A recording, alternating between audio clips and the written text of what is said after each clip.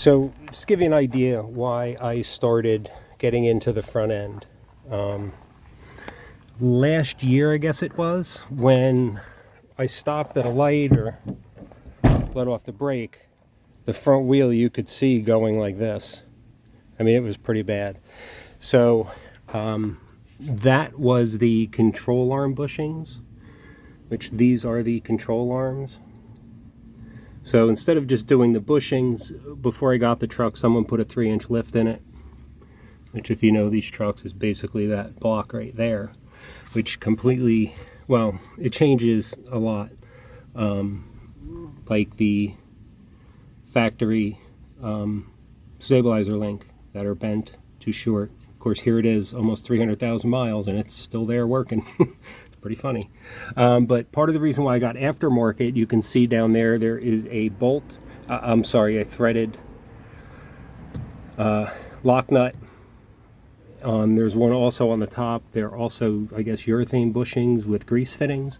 But what that allows you to do for different height lifts, one thing that always bothered me is the wheel. When you lift these trucks, it pivots back there. So as you lift the truck, the wheel goes back.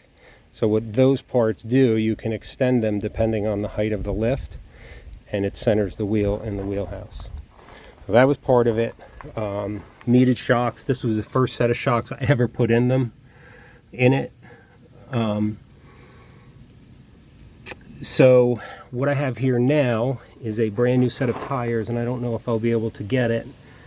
But you could see how the front of the tread right here is high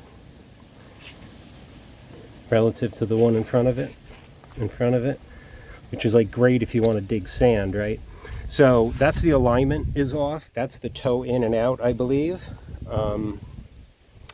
The other side, before I did the ball joints, and that's why I'm doing all the tie rods now, because I found out the right outer tie rod was loose. And again, I like to do things once, so I'm just going through the whole thing. And I think all the parts for Mopar brand was $400. So, well worth it in my opinion. The reason why I did ball joints, the other tire had a wear going across like this. And when I say a wear like that, there was humps in the tire like this. Right, so this alignment here where it's like almost barbed, I guess, I don't know. That's this tire trying to go that way while that tire is trying to come this way. That's what I believe, or it would have been more pronounced on the inside.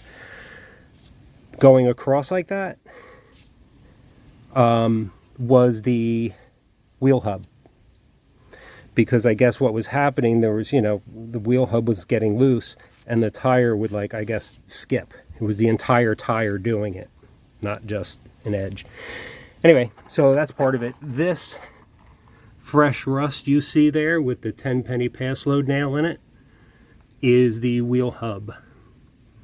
And for those that don't know, I'll film it while I'm in there, but the wheel hub is basically what keeps the wheel on. That bolt, that nut right there, you take that off, and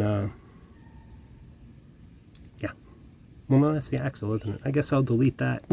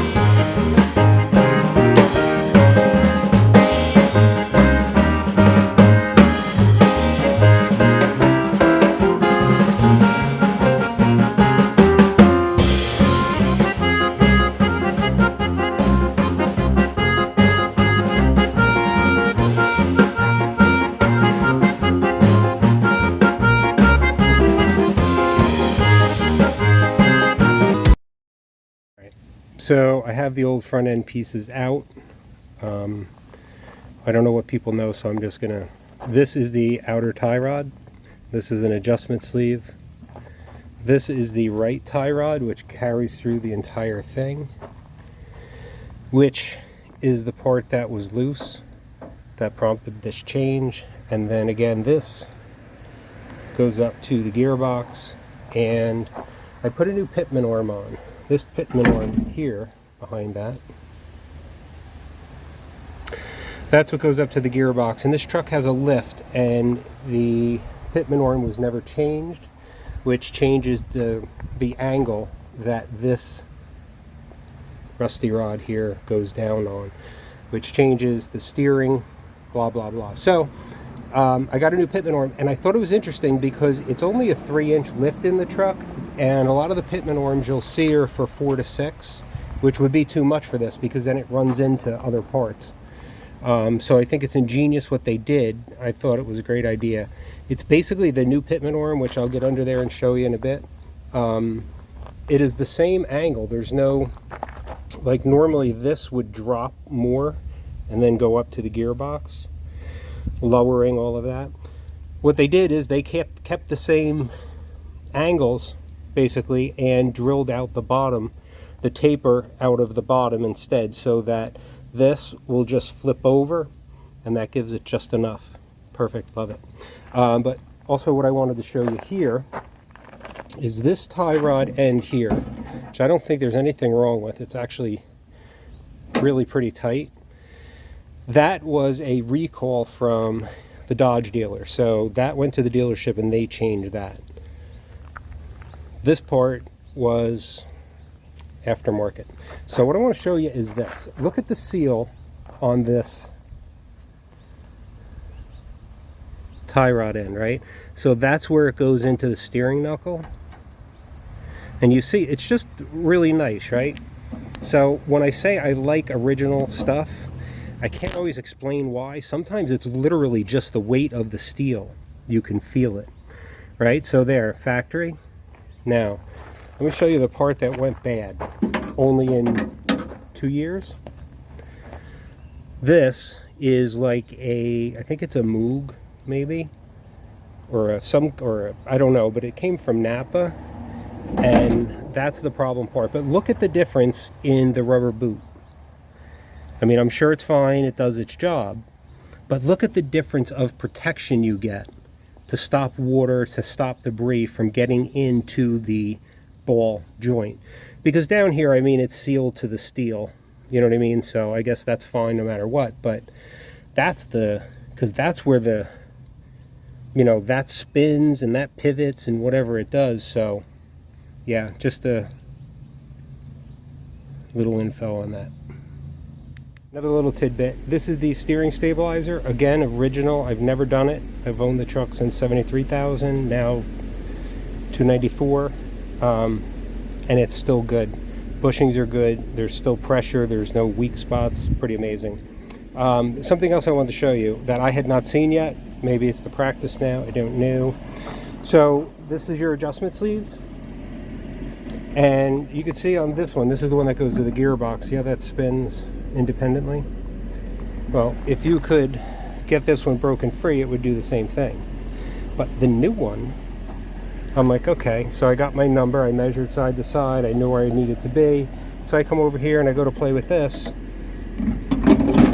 I was kind of amazed.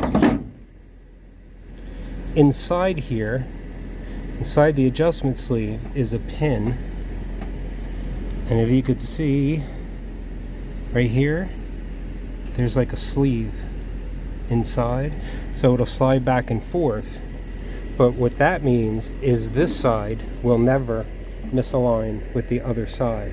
Whereas these, I've had problems with that in the past, just trying to put new parts in, where you're trying to get that side and this side actually to line up, and you never know if you really do, and that changes, you know, the way all of these angles and the bends sit underneath the truck. So I just thought that was really cool. I'm so satisfied. I'm so glad I spent the money and got that one, just so you know.